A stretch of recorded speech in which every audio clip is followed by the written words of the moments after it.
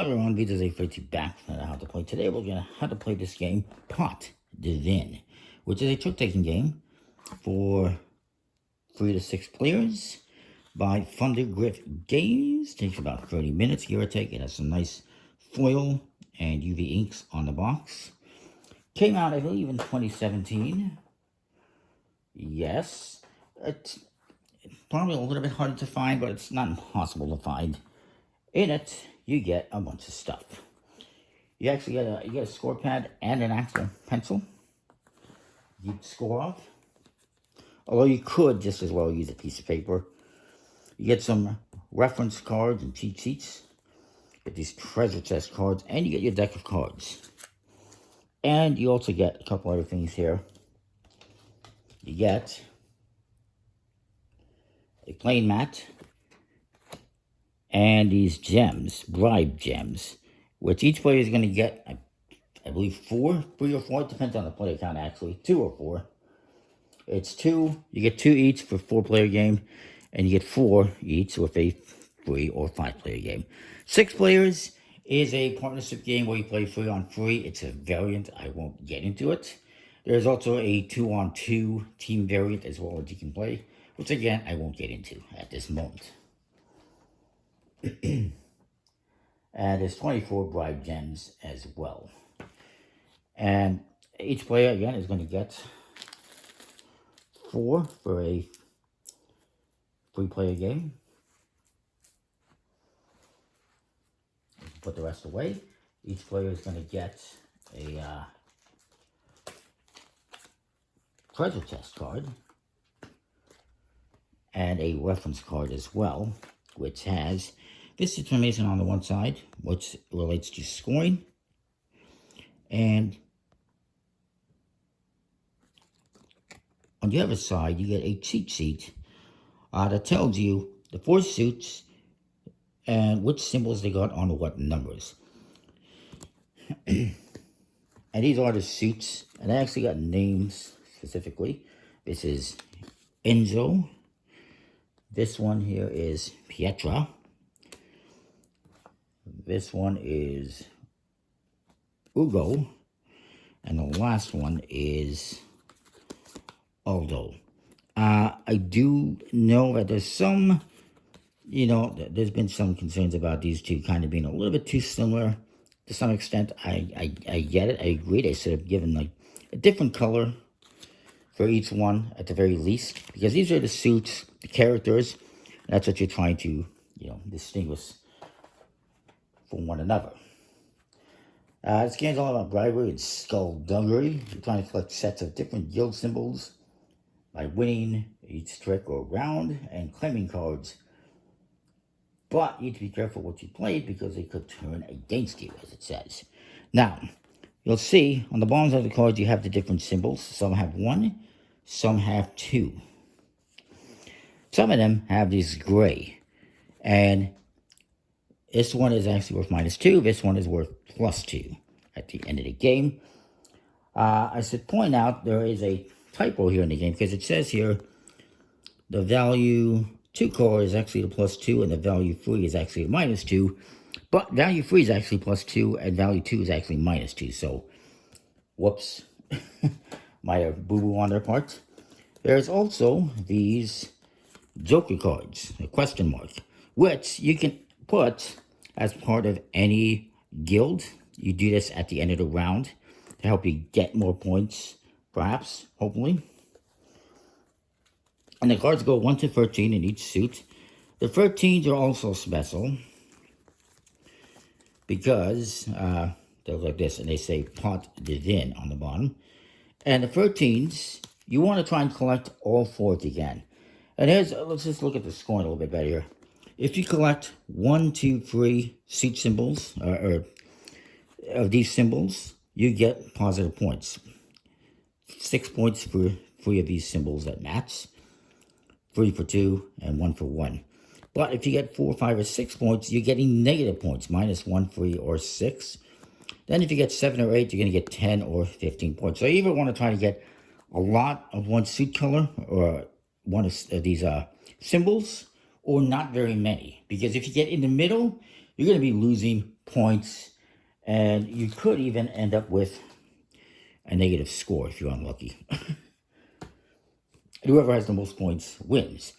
The 13s are special, again, because they also have points associated with them. If you get 1, 2, or 3, you're going to get negative points. But if you get all 4, you get 10 points. So it's, again, a risk-reward type thing where if you try to collect them, you could lose points. But if you get all of them, you're going to get rewarded.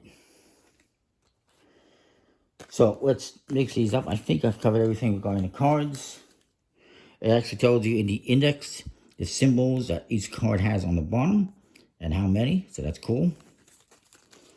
It is a must-follow trick-taking game, and there will be a trump suit. The amount of cards you get dealt out. I have to tell you about the guilds as well. Use this here. So green is the nobles, blue is the artists, the purple is traders, red is workmen, orange is knights, and the black is the assassins. Just in case you're wondering. There's no real relevance aside from you're collecting them. So the number of cards you're going to deal out is going to be dependent on the player count. With 3 players, it's going to be 12 cards each, 10 for 4 players, and 8 for 5. So let's deal out some cards here.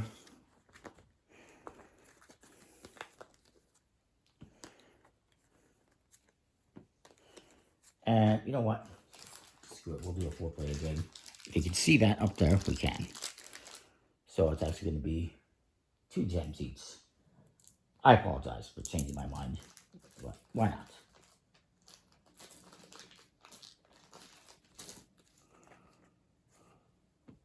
And that's going to be 10 cards each.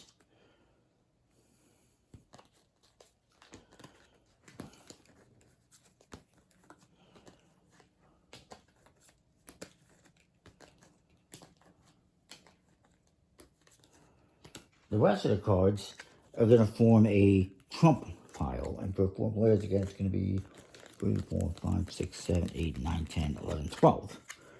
It's going to be whatever cards are left over. You put them here on this side. And you just randomly choose a start player and say, I'm the first player. You're going to flip over the top card. Basically, going to determine the trump suit. It is this blue suit. The Enzo suit. The names don't really matter.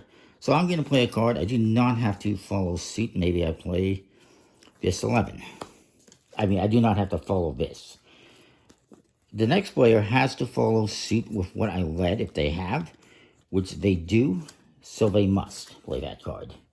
If they don't have what was led, like any other trick-taking game, they can play something else, or they can play trump.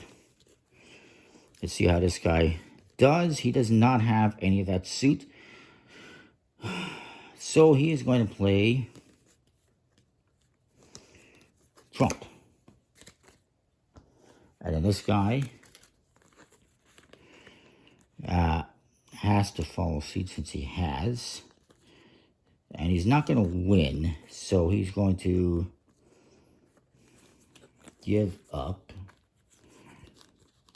He doesn't have much of a choice. He's going to play this one. Well, he does have a choice. Because if you do not want to play into the trick, you could simply play a bribe token. Maybe he does that. So whoever played the highest card of the suit led, or the highest trump in this case, collects all the cards and turns them. They're going to play them face, well, like this, I guess. And put them by, and he just takes the trump card here. You're going to set them up by guild. And he takes any of these gems that were played, and he puts them in his treasure chest. They're going to be worth a point at the end of the game. You don't get anything for the ones that you still have on hand, but other players get points. So then you continue, flip over the next trump card. It's the same trump card, same trump suit. And they're going to play a card. Maybe they play this lady. Get the ladies out. This guy has to follow suit. I should have organized these a little bit better, but I didn't. Plays this one. Then I'm going to play, you know what, I'm going to play this one. And this person plays this one. It's kind of tricky because you maybe don't want to give certain people certain symbols. You also maybe don't want to give them the +2 ones. or the question mark ones. But that's what he does. So I play the highest card of the suit lead. I get to collect them all, like this. And yes, I get this one. You're going to collect all the gray ones together. And any of these that have the question mark on them, you will add to one of the guilds at the end of the round to score. You keep going around the table like this until you've gone through all these cards, and then the game ends, and you will score points. You're going to get points, positive or negative, for each guild, depending on how many you collected. You're going to get, this is for all the plus minus ones, so I have +2. I also lose one for this pot to Vin if that's the only one I have, because again, remember, you need to have all 4 to get positive points, otherwise it's negatives. And you're also going to get points for the gems, and whoever has the most points at the end wins. It's a pretty cool game. The art is interesting. It's just a linen, it is a linen finish. It's a decent quality stocking finish. Good quality stocking finish, I will say. Nice box and everything. I do agree with others that the suits could have been a little bit more distinct, but aside from that, I think it's a good game. And relatively quick as well. You just play until you go for this whole trump pile, and that's it. Comment, like, subscribe. Let me know what you think, and we'll see you next time. Thanks for watching.